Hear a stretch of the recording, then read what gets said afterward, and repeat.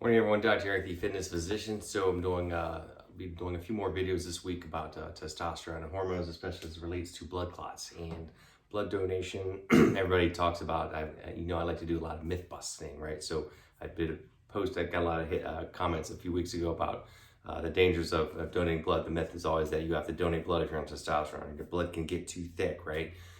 Completely false. So just gonna bust that bubble right there. So I'm gonna delve into that a little bit more because people ask me to discuss. But I'm gonna talk about all things related to blood.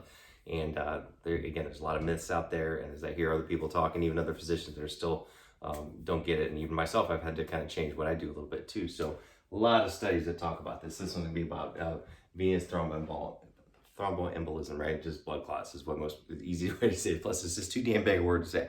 All right, so there's multiple studies I'm going to review, but this one was called the TROMSO study. And basically, they looked at people. It's been discussed, of course, by risk factors that increase your risk of clots, right?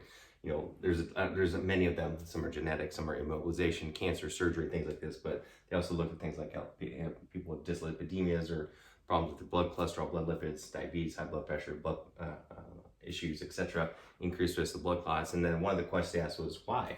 And again, does testosterone, estradiol, do these things cause blood clots?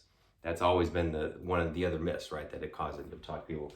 Bottom line is no. And then again, there's many studies, and I'm not going to go through all of them. But I'll talk about a few more. But the bottom line is there's no increased risk with testosterone or with estradiol. However, what they did find was that again, always the question is why. You know, we want to dig deeper. You know, the whole thing. You know, I'll talk about this, but kind of like with women with estradiol, it's like, well, with women, they have when they have elevated estradiol levels, and they've been found to have increased risk of XYZ, right? Well, it's just an innocent bystander. It's what they call, one of my mentors, Dr. Rize, says it's a baseline study.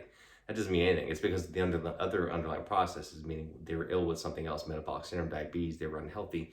And that's what caused it. And the estradiol was just happened to be there, right? Kind of like with men, oh, I'm getting fat, so it must be my estrogen. No, it's just you're fat. And yeah, some of it gets aromatized estrogen, but it's different types of estrogen, not just estradiol. And then that's because you're fat and you're out of weight and you're out of shape. It's not because of that, right?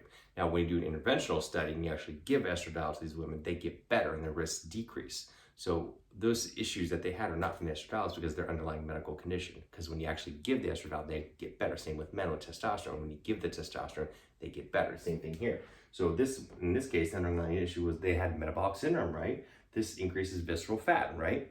So when people have dyslipidemias, blood pressure, they get metabolic syndrome, they get increased visceral fat. And they not always have these huge bellies, right? They can have some visceral fat, but what does this do?